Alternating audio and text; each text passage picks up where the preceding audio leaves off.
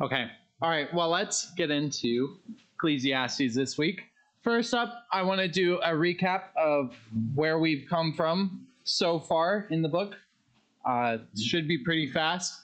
First of all, our driving question for the book of Ecclesiastes comes in chapter 1, verse 3. And it says, what profit, and now this is a New King James Version, but yours might say something similar.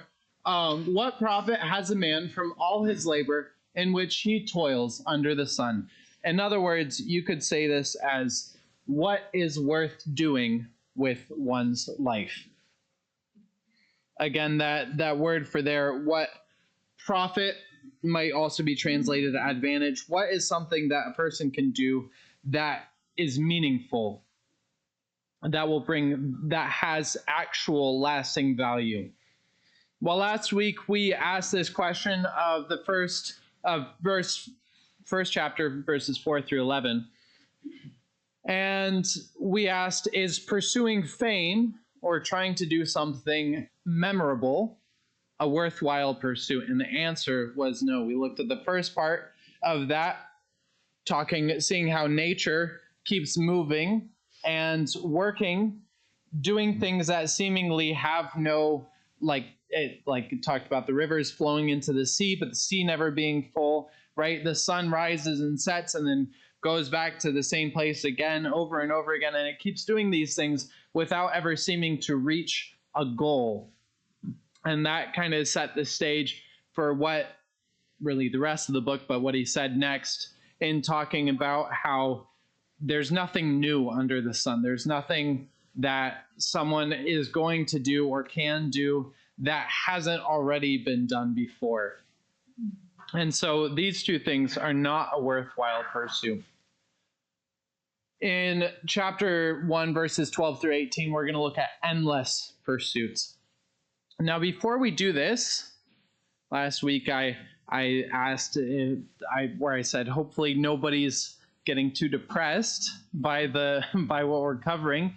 And a lot of y'all laughed, so I hope that doesn't mean that you are getting depressed, depressed with no hope. I have a little bit to cover here. We'll go through these questions, and then I have just some things to think about with the book of Ecclesiastes and consider why it's actually, while in the process it might feel like a depressing book, it's actually one of the most encouraging books in the Bible. First off, though, we need to get into some questions. First question, why do we believe lies? It sounds good. Yes, exactly. It's a little bit easier to believe that than the truth. What else? Yeah, we are stupid. Any other reasons? Sinful nature. Sometimes we just don't know, It's what we grow up hearing. It's what everybody says, but nobody tells us any different, right? So we believe lies for that. My other question here is, what lies do we knowingly believe? And why do we choose to believe them anyways? You look good tonight. And why? Why, JT, why would we believe that? Mm-hmm. Okay, what else? I'm not disagreeing with you. I'm agreeing with you. Because it's what we want to hear. So what's something that we want to hear? Did you say no new taxes? Yeah. I'm sorry? Yeah.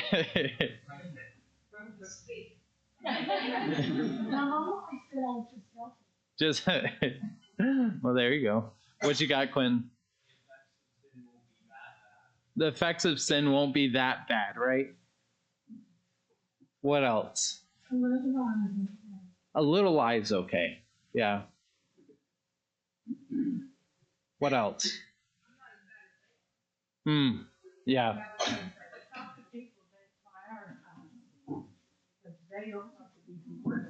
So whatever they're doing wrong, Mm-hmm. Murdering somebody today because I'm murdered. Mm-hmm. Robbing the bank is more serious than murdering somebody. Mm. We're the only God who's not fire, not seeing anything. Mm-hmm. Sin is sin is all. Mm. Lured. Mm. Yeah. A big one for like why that we knowingly believe I find when we want to be right and appear right. So we will believe we are right despite being told we are wrong in in argument or just simple learning moments. Like, no, I'm still right. And you can just like yourself, I'm wrong, but I'm going to believe I'm right or act as if I'm right because I want to. Yeah. Yeah. We don't like our pride getting hurt, and we don't like to say that we're wrong even when confronted with the truth. Right? So why do I bring this up? Well, I want to take a little moment to consider some things about wisdom. Proverbs 4, 5 through 9. Will somebody read that? And then somebody else you read John 8:32. Or recite if you know it. First, though, Proverbs. You said 4, 5 through 9? Mm-hmm. Then he taught me and said to me, let your heart hold fast my words. Keep my commandments and live. Acquire wisdom. Acquire understanding. Do not forget nor turn away from the words of my mouth. Do not forsake her, and she will guard you. Love her, and she will wash your feet. The beginning of wisdom is acquire wisdom, and with all your acquiring get understanding. Prize her, and she will exalt you. She will honor you if you embrace her. She will place on your head a garland of praise. She will present you with a crown. Awesome. So I like that. I like that verse. In some translations, I think you're reading from the New American Standard, right? It's the beginning of the beginning of wisdom is get wisdom. I just like that verse. But that's where you start, right? Acquiring wisdom, and then there's all these wonderful blessings that come from gaining wisdom. Now, somebody read John 8:32. You shall know the truth, and the truth shall make you free. Mm-hmm. You shall know the truth, and the truth shall make you free. It shall set you free. In this world, there's a lot of lies that we believe. We want to know the truth, but there's a lot of lies that we believe that feel good. And we don't want to always accept the truth because it means that we've been wrong maybe for longer than we want to realize or recognize or believe that we have been wrong for. Or it changes a lot about our worldview that maybe we're holding on to certain things, certain sins or whatnot. But while some truths are hard to accept, if we deny them, we will die believing lies. Now, does that mean there's no chance for us to change our minds in the future? No, but the reason I've stated this as a little bit of a hyperbole, we will die believing lies, is because that's the direction we head, and we then end up getting to the end of our lives and thinking, why didn't I accept this sooner? Why didn't I trust or listen to so-and-so? We get to the end and we have regrets. So now is the time to accept the truth. I want to move on from that. While we hold that concept in our minds, I want to read from one of my favorite books, The Hobbit. Just a little excerpt here. What chapter and verse? I'm in chapter Flies and Spiders, page 147 in this copy. So the Hobbit, if you don't know what it is, it's an adventure of a little person, a halfling named Bilbo Baggins, and some dwarves going on an adventure to a mountain to reclaim the mountain for the dwarves. And at this point in the book, they're going through a forest called Mirkwood, and they're very, very lost in this forest. It's a dark forest, and after this point, they encounter some spiders who are very big and want to eat them. So not a very, very good place for them to be. But I think there's something that this pictures about Ecclesiastes that I want to read. So 2 days later, they found their path going downwards, and before long, they were in a valley filled almost entirely with a mighty growth of oaks. "Is there no end to this accursed forest?" said Thorin. "Somebody must climb a tree and see if he can get his head above the roof and have a look around. The only way is to choose the tallest tree that overhangs the path." Of course, somebody meant Bilbo. They chose him because to be of any use, the climber must get his head above the topmost leaves, and so he must be light enough for the highest and slenderest branches to bear him. Poor Mr. Baggins had never had much practice in climbing trees, but they hoisted him up into the lowest branches of an enormous oak that grew right out into the path. And up he had to go as best he could. He pushed his way through the tangled twigs, with many a slap in the eye. He was greened and grimed from the old bark of the greater boughs. More than once he slipped and caught himself just in time. And at last, after a dreadful struggle in a difficult place where there seemed to be no convenient branches at all, he got near the top. All the time he was wondering whether there were spiders in the tree and how he was going to get down again, except by falling. In the end, he poked his head above the roof of leaves, and then he found spiders all right. But they were only small ones and of ordinary size, and they were after the butterflies. Bilbo's eyes were nearly blinded by the light. He could hear the dwarves shouting up at him from far below, but he could not answer, only hold on and blink. The sun was shining brilliantly, and it was a long while before he could bear it. When he could, he saw all around him a sea of dark green, ruffled here and there by the breeze, and there were everywhere hundreds of butterflies. I expect they were a kind of purple emperor, a butterfly that loves the tops of oak woods, but these were not purple at all. They were a dark, dark, velvety black, without any markings to be seen. He looked at the black emperors for a long time and enjoyed the feel of the breeze in his hair and on his face, but at length the cries of the dwarves, who were now simply stamping with impatience down below, reminded him of his real business. It was no good. Gaze as much as he might, he could see no end to the trees and the leaves in any direction. His heart, that had been lightened by the sight of the sun and the feel of the wind, sank back into his toes. There was no food to go back to down below. Actually, as I have told you, they were not far off the edge of the forest, and if Bilbo had the sense to see it, the tree that he had climbed, though it was tall in itself, was standing near the bottom of a wide valley, so that from its top the trees seemed to swell up all around like the edges of a great bowl, and he could not expect to see how far the forest lasted. Still, he did not see this, and he climbed down full of despair. He got to the bottom again, at last, scratched, hot, and miserable, and he could not see anything in the gloom below when he got there. His report soon made the others as miserable as he was.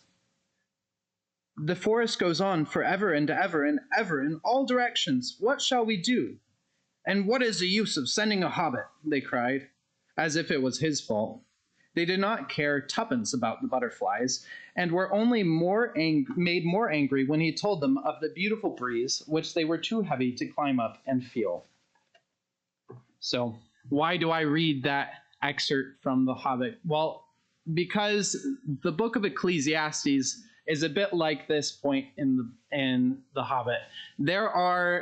It's like walking through the woods. Maybe you feel a little bit lost and discouraged along the way, but throughout the book, there are several of these treetop experiences where Solomon lets you climb up to the roof of the trees and look out and see the breeze and see a glimpse of the conclusion that he's building to before you have to climb back down and keep trudging through the forest of Ecclesiastes. Right up here, I've listed, I think that's 7 of them. And that's about all. You can maybe argue one more, one less. But that's about all of the treetops. I'll read one of them that we'll get to in the next chapter. Chapter 2, 24 through 26, just to give us a glimpse of what to look forward to. And as a reminder that while we may feel a little bit depressed along the way, it doesn't mean that this is hopeless. We have to accept the somber truths of the book of Ecclesiastes so that we can actually feel the relief that comes with and the contentment that comes with accepting these truths, even though they may be hard to accept. So verses 24 through 26, nothing is better for a man than that he should eat and drink, and that his soul should enjoy good in his labor. This also I saw was from the hand of God. For who can eat, or who can have enjoyment more than I? For God gives wisdom and knowledge and joy to a man who is good in his sight. But to the sinner he gives the work of gathering and collecting, that he may give to him who is good before God. This also is vanity and grasping for the wind. And so we'll talk about why he brings up vanity, even if this is a treetop moment when we get there. But this is one of those things. Also, if you read through these, you might be saying, well, this sounds like Solomon saying, eat, drink, and be merry. And he is. And then you might say, well, isn't that secular wisdom? Doesn't Paul say that's what the world thinks, because eat, drink, and be merry, for tomorrow we die? And that seems to be Solomon's line of thinking. The issue is when Paul was addressing that, he was addressing people who, if I remember right, had a very worldly mindset. We actually can enjoy life and enjoy the things from God. We can eat the food that God has given us. We can be merry in those ways with God in the picture as the giver. Just think about it. If somebody gives you a gift, what's the best way you can say thanks to the giver? By enjoying the gift that they gave you, right? And that's what Solomon is driving to in each of these treetop moments. So yeah, Quentin, you had a question? If I'm remembering correctly, the Corinthian passage is in the context of denying the resurrection. I thought so. Your faith is in vain to be able to marry. Mm-hmm. Yes, I believe you are correct. Which in that case, they're doing it for the wrong motivation. But it in of itself, from the correct motivation, is actually something that glorifies God and can lead to a life full of joy, where we can have joy on the mountains and in the valleys, as we talk about as Christians. So we're getting there, but in order to get to these places and really feel the everything that goes along with it, we have to get through the hard stuff. So in these verses, in the last half of chapter 1, these are the key concepts that we're focusing on. So just the ones that I've highlighted and underlined are the key concepts that appear here in verses 12 through 18. So, and then of course that's a list of the key concepts. Everything up there is a list of key concepts that appear throughout the book. So, well, I have it up there very small. Well, don't worry, we'll make it big. We'll expand that and walk through it in a second. But can I get somebody to read the verses 12 through 18, please? Cody, thank you. I, the preacher, have been king over Israel and Jerusalem, and I set my mind to seek and explore by wisdom concerning all that has been done in the heavens. It is a grievous task which God has given to the sons of men to be afflicted with. I have seen all the works which have been done under the sun, and behold, all is vanity and striving after wind. What is crooked cannot be straightened, and what is lacking cannot be counted. I said to myself, behold, I have magnified and increased wisdom more than all who are over Jerusalem before me, and my mind has observed their wealth of wisdom and knowledge. And I set my mind to know wisdom and know madness and folly. I realize that this also is striving after wind, because in much wisdom there is much grief, and increasing knowledge results in increasing faith. Thank you. So let's break this down. This section breaks into two parts that follow this basic pattern, but he's going to apply this pattern to the labor that's done under the sun, and then second to wisdom, acquiring wisdom. So the pattern that repeats is one, Solomon establishing that he has a lot of wisdom, and then from his wisdom he considered X thing, and then in the end he concludes that what he found was a futile pursuit.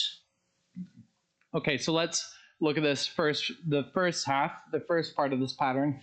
In verse 12, starting verse 12, I, the preacher, was king over Israel in Jerusalem. So he's establishing his position.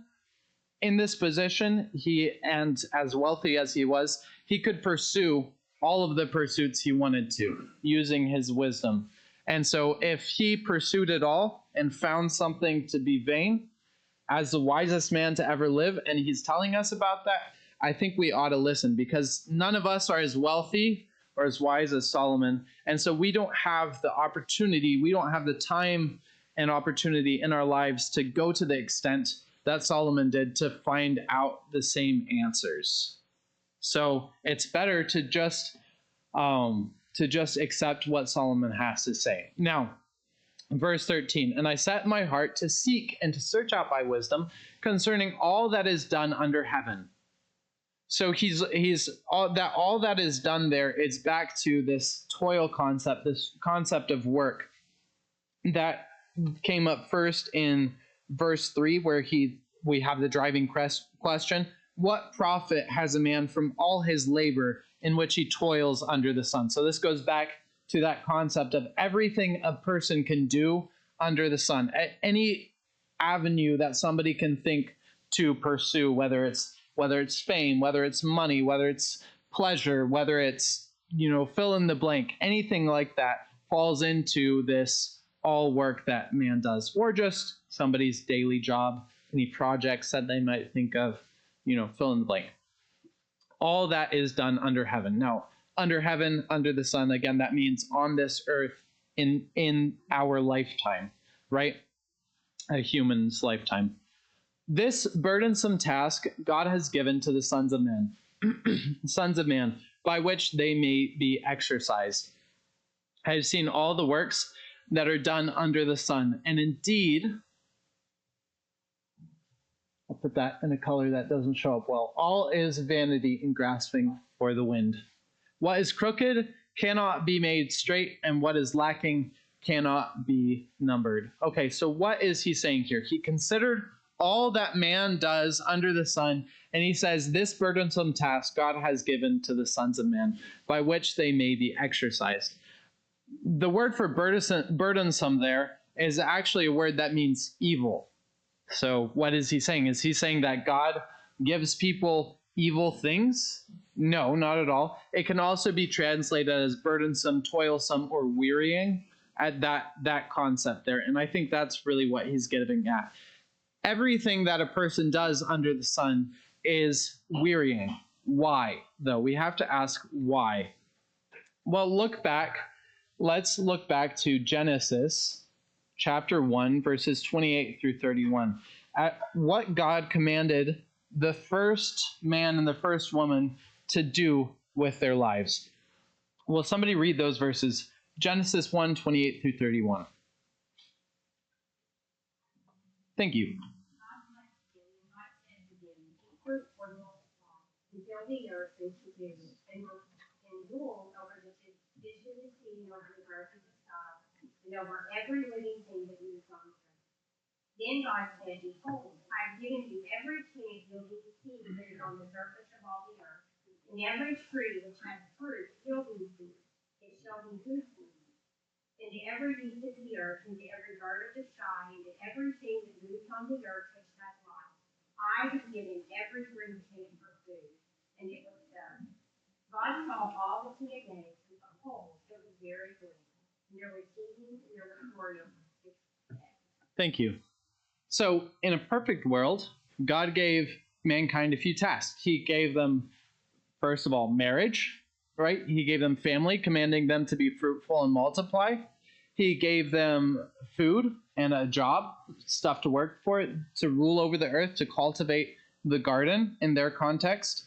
And before the fall, was this task burdensome? No, not at all. But what happens after the fall? Look at Genesis 3:15 through 19. Will somebody else read that? Yeah, Camille. And I will put enmity between you and the woman, and between your seed and her seed. He shall bruise you on the head, and you shall bruise him on the heel. To the woman he says, I will greatly multiply your pain in childbirth. In pain you will bring forth children, yet your desire will be for your husband, who will rule over you. Then to Adam he said, because you have listened to the voice of your wife, and have eaten from the tree which I commanded you, saying, you shall not eat from it. Cursed is the ground because of you. In toil you will eat of it all the days of your life. Both thorns and thistles it shall grow for you, and you will eat the plants of the field. By the sweat of your face you will eat bread, till you return to the ground, because from it you are taken, for you are dust, and to dust you shall return. Thank you. So, God cursed aspects of human life. One is childbirth. Another is marriage. Another is working for food. These aspects of life, God actually put a curse on it, which makes it burdensome to the human being. So God has given these tasks to humankind that are work to do. They're toilers, they're wearying. And you think of that, on top of that, we've brought all of our sinfulness into the picture. And so we are born, we grow up, we go through the process of finding a job, finding a home, working for food, getting married, having children, right? All of those things, we go through that process, and it's not an easy process, even though it's what God has given to mankind. He explains why this is, as he said, vanity and grasping for the wind. So vanity, again, can mean futile, and I think that's what he's referring to. Futile is what he's referring to here in this context. And grasping for the wind, it's, your translation might say, striving after the wind. Essentially, imagine trying to catch the wind, to run after it, try to run fast enough to catch it in a bottle, right? You can't do that. It's a pursuit that will never end. And that's what he's really getting at. And he explains why this is the case in verse 15. So he says in verse 15, what is crooked cannot be made straight, and what is lacking cannot be numbered. So when he says what is crooked cannot be made straight, think of all the things that we've hurt by our sin. In this world, marriages are hurt by sin, right? You have divorce, you have family, like parents and children, right? Parents who are abusive to their children, children who rebel against their parents. All of these things, when I think of the what is crooked cannot be made straight, I think of something like the Hope Clinic.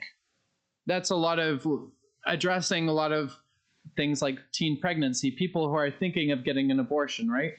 Well, the only reason somebody would think of getting an abortion in the first place is if sin is in the world, if sinful things happened. And so there's a problem that we in our sinfulness as humans cannot fix. And so what the things that we have bent or hurt by our sin are never going to be solved by us and by our sinfulness in this lifetime. While I'm fully on board with the Hope Clinic trying to help people, I think that's a very, very good thing. As long as sin is in the world, they're never going to run out of a job. And then the second, what is lacking cannot be numbered. You might be able to number how much food you have in the pantry, but maybe you don't have enough food. And you know what? We can think of all the things that we might be missing, whether they're wants or their needs, right? We're always wanting something. I don't think we ever go a day in our lives without wanting something. And then we always have a need. Even if we eat and are full, we get hungry again. And that's something Solomon brings up again in Proverbs. And so this is why the task, the toil that we have in our lives is burdensome. It's vanity and striving after a win. Because there's no fulfillment, no point where we reach the end in our lives, where we've fixed the things hurt by sin and we've met all of our wants and needs. Again, this is speaking of things that we labor for and work for. We're not bringing into mind things like salvation, which actually does fit a need, and that's something given to us by God. We're talking about things like work and things like that. So now the second half of this, now he's going to bring that to talk about wisdom. Now, in the proverb we read earlier, Solomon himself said that it's a very, very good thing to get wisdom. You should pursue wisdom. But in these verses, in this passage, Solomon is going to say that in gaining so much wisdom, there actually was vanity to it, or really he's going to say not vanity, but grasping for the wind. It was an endless pursuit, a futile pursuit. And we'll see why. He says in verse 16, I communed with my heart, saying, look, I have attained greatness and have gained more wisdom than all who were before me in Jerusalem. That's what God promised. There would be nobody before him and nobody to follow him who would be as wise as he was. So he's not thinking something that's untrue. And I think the reason he is telling us that this is what he was thinking is just to remind us of how much wisdom that he had, so that we can accept what he's saying instead of trying to challenge it. So he says, my heart has understood, at verse 17, and I set my heart to know wisdom and to know madness and folly. Again, here in chapter 2, he is going to say that he pursued madness and folly as something that would, to see if it would bring him fulfillment, if it would bring him advantage or profit, gain in this life. But here he's speaking, I think, specifically of the knowing, to know wisdom and to know madness and folly. But all throughout Proverbs, right, he talks about these things are wise and these things are foolish, right? He knew what is what, so he could communicate that. And he pursued these things. Now, of course, we also know that Solomon did pursue sinful things in his life, but it was a pursuit of knowledge, and that's what I think he's communicating here. But his conclusion was, he says, I perceived that this also is grasping for the wind. So like all the work that mankind has in their lives, also the pursuit of wisdom is grasping for the wind. And he tells us why. He tells us why in verse 18. For in much wisdom is much grief, and he who increases knowledge increases sorrow. And so in this aspect, the pursuit of wisdom is like trying to catch wind. Now, he's going to come back later in the book to talk about why we should pursue wisdom, but we have to understand the boundaries. We have to understand why we do pursue wisdom and why we don't pursue wisdom. And so that's why I like the image of a seashore. That's why I have this image in the background, because throughout the book of Ecclesiastes, he'll state one thing, an extreme one way, and then he'll state an extreme the other way, like waves going back and forth on a seashore, to help us understand exactly the use of different things. And in much wisdom is much grief. You could have changed the word grief there for the word anxiety. And he who increases knowledge increases sorrow. I think to understand this, it can be simply stated as sometimes ignorance is bliss. You know, sometimes the more you know, the more you wish you didn't know. And that's the idea here. And even also in this book, he'll say, as wise as he was, he will say there were things he could never understand. He never found the end of, and there was still more for him to learn.